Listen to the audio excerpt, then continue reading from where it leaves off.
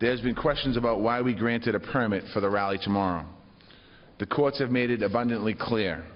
They have the right to gather, no matter how repugnant their views are. But if we don't have the right to create an unsafe they don't have the right to create an unsafe conditions.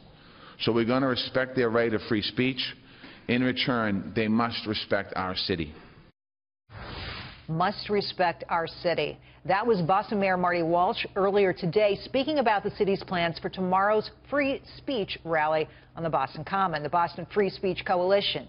That's who they are. They've said they are not affiliated with the group from Charlottesville last week, but they have invited former InfoWars reporter Joe Biggs, Libertarian Gavin McInnes, and a Republican Senate candidate from Massachusetts, as well as Holocaust denier Augustus Invictus. Joining me to discuss are Bernard Kerik, former commissioner of the NYPD, and Nadeem Mazen, I hope I'm pronouncing your name right, sir, you can correct me, a Cambridge, Massachusetts City Council member. Why don't you start, Nadeem, on what you make of this? Is this what we should be doing? Should we be allowing free speech on the Boston Common?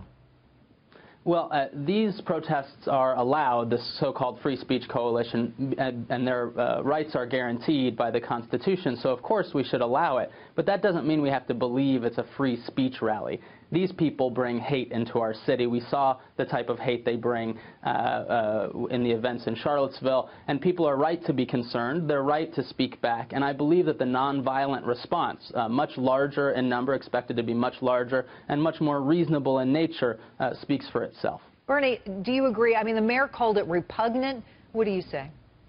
Well, yeah, if they're not there for free speech, peaceful protesting, you can't let it get out of hand.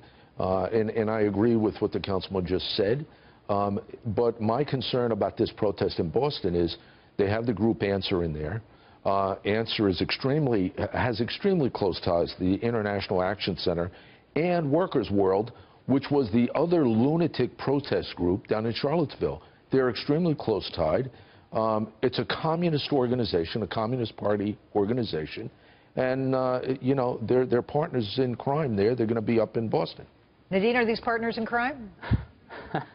You know, a false equivalency is typically drawn between these types of parties. You have an incendiary racist organization coming to town, and you have a whole host of organizations from Black Lives Matter to Combat and many others arriving on the steps of the State House at 11 a.m. tomorrow to be reasonable. And I think these groups have been reasonable in Greater Boston in the past. I know some of the folks who organize. For someone far away who doesn't know these groups locally to say that they're communist groups or some other thing that viewers might take at face value is frankly not in keeping with the facts. Bernie, I want you to respond. Go ahead. You go ahead. I think the councilman should just go to their website. Workers' World is a communist party. It says on their website. All you have I'm to do not is go talking and look. about Workers' World. I'm talking about all of the organizers, all of whom are very reasonable. Black Lives Matter organizers in Cambridge, Boston, Answer organizers. You don't have to like these organizations, but these organizations are being reasonable. I think that's open for debate, Bernie. Well, we're talking about in Boston. Black Lives Matter is an extreme hate group. When you're calling for the mass murder of cops, when you're protesting in the streets of New York City and attacking police and doing the things that Black Lives Matter has done, I mean, you have to look at it realistically. Now, if they go to Boston and they stand on the steps of the State House and they're there peacefully, I have no problem with it. Nobody should have a problem with it. That's their right to do that. I'm not talking about people going to Boston, and I didn't want to make this a referendum on Black Lives Matter. I'm talking about people who are organizers in Greater Boston who are loved by people who agree and disagree with their politics because the people involved in this leadership are quality in Boston. They're not flying in to make a problem. We're talking about Boston leaders, Boston voters, Boston Democrats, and Boston centrists and Republicans coming together to oppose hate speech.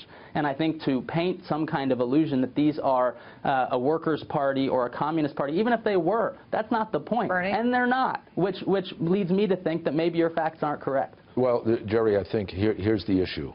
That's all. It's all flowery and nice if the people that he's saying is going to be there are the only people there.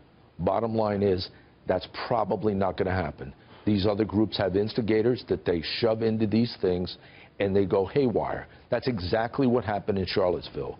You had a group of nuts, these Ku Klux Klan and white supremacist guys on one side, and you had the other group of lunatics on the other side. People push them in there, and then you have problems. And hopefully, that's not what happens in Boston.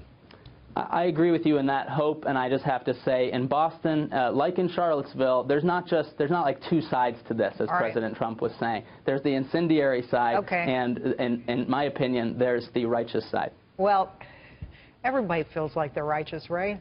Guys, thanks for coming on tonight. I just mean the nonviolent side. Thank you. It's great to have you here. Thanks for coming on, and we will keep our eyes on Boston and the Boston Common this weekend. Thank you.